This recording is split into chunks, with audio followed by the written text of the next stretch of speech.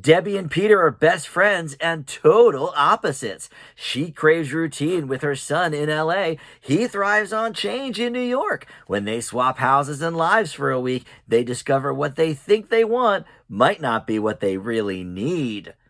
If this sounds like a tired plot, yes, you're on the right track. Let's talk about Your Place or Mine on Netflix.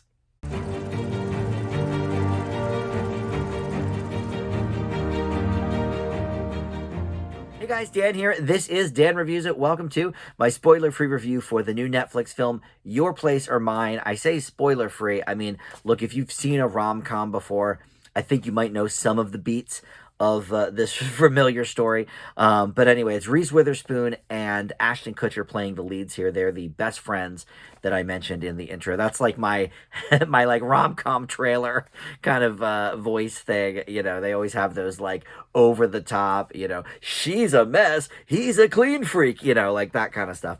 That is this movie, you know, to the T. But we'll get into it. Before we do, I want to welcome you into Dan Reviews It. Thank you for finding my video. Lots of great stuff on the channel here. Both new movies and sort of catching up on 2022 stuff as well as we approach Oscar season there. But please consider subscribing down below. Would love to have you aboard as one of my subs there. Or comment on this video, like this video, all that stuff does help out the channel. So, all right, let's talk about this movie.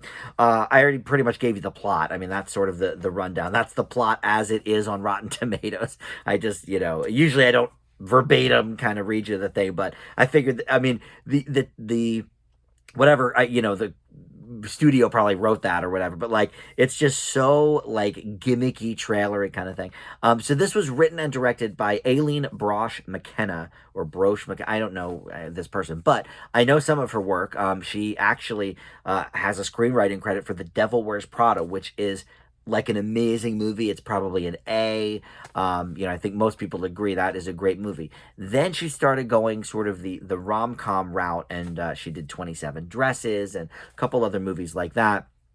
So, you know, sliding into sort of those comfortable settings, you know, we've seen so many times. And Reese Witherspoon, you know, look, she probably is still among my favorite actresses for sure. I used to just love her, you know, in the like Pleasantville, Election, Legally Blonde, like those early 2000s, late 90s. I mean, she was just it for me. She was so great. And she continues to be great. You know, she's amazing on The Morning Show on Apple TV Plus. You know, her TV work has been really solid. And in the movies, some of her stuff has been great lately, and some maybe not so much. And all the not so much ends up sort of in that romantic comedy camp. She had a really bad movie called Home Again recently.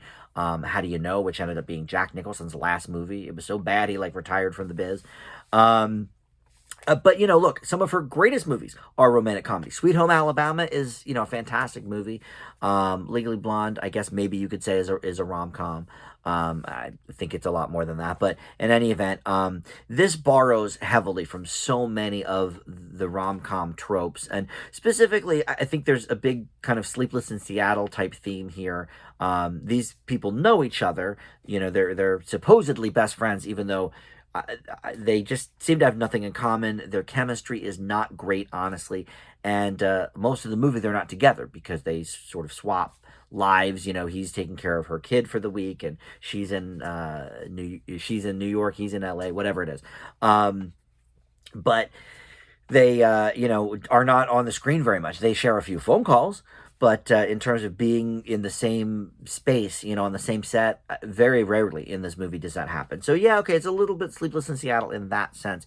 But I was getting actually some vibes too from this movie called The Switch with Jennifer Aniston and Jason Bateman. You know, just because there is like a little kid in this movie that is very allergic to everything. That was a part of the plot of The Switch. And then I learned Jason Bateman is actually one of the producers of this movie. So I thought, okay, well, that sort of makes sense, because I was getting that vibe. And The Switch is not a movie people talk about, but I've seen it a couple of times, and so I was sort of getting that vibe from it. And the kid here is fine. Who's the actor's name? I don't know, but he does a competent job.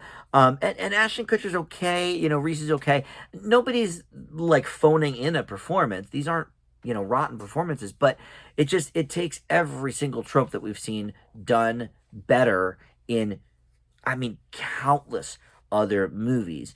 And I'm not saying that a generic rom-com can't be enjoyable, because we've seen that as well. But this one, just because they're off of the screen for most of the movie and sort of in separate places, there's never that sense of like, well, I kind of want them to get together. I didn't really care. Will they or won't they, or who cares? And I choose option C.